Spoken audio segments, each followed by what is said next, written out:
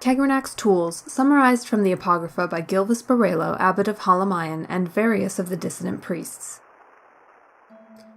Beneath Red Mountain, Dwemer miners discovered a great magical stone. By diverse methods, Lord Kagrenac, high priest and mage-crafter of the ancient Dwemer, determined that this magical stone was the heart of the god Lorcan, cast here in the Dawn Era as a punishment for his mischief in creating the mortal world.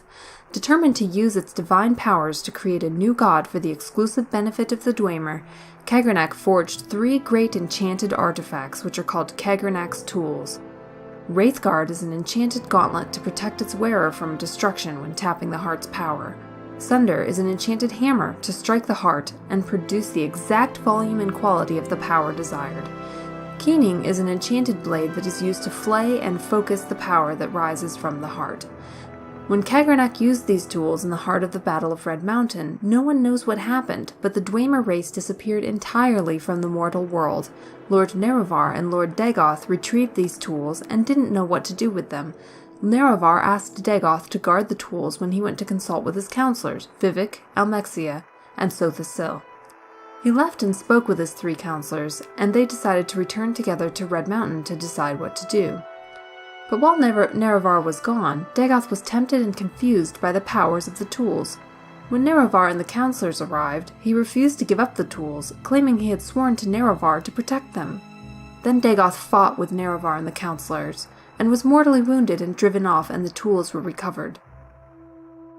Then Nerevar and his counselors decided to take on the tools for safekeeping. They all swore a great oath never to use the tools, but after Nerevar's death, Vivek, Almexia, Sotha-Sil yielded to temptation. They took the tools themselves and went to Lorcan's heart buried deep beneath Red Mountain and gave themselves divine powers. But Dagoth had not died. We don't know what happened, but this is what we believe.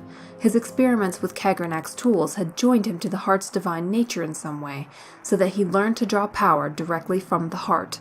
We conjecture that Dagoth driven by anger and greed, used the heart without caution and restraint, and as a result, has become terribly powerful and terribly mad.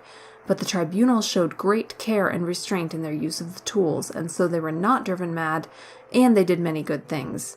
Nonetheless, the tribunal too appear to have been corrupted by the heart's power, though more subtly. Kagrenac's tools are cursed. Stealing power from the heart of a god is a terrible folly, and fated to disaster.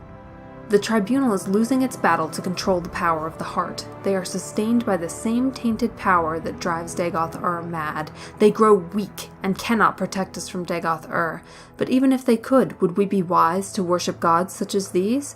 They conceal the truth from us out of shame. They persecute the Nerevarine and the dissident priests out of shame, when they should be welcoming them and enlisting their aid against Dagoth The tribunal have done much good for Morrowind and the Dunmer, but they have succumbed to the temptation of Kagrenac's tools, and though these tools may once have seemed to be the instruments of salvation, they must now be seen as the instruments of doom.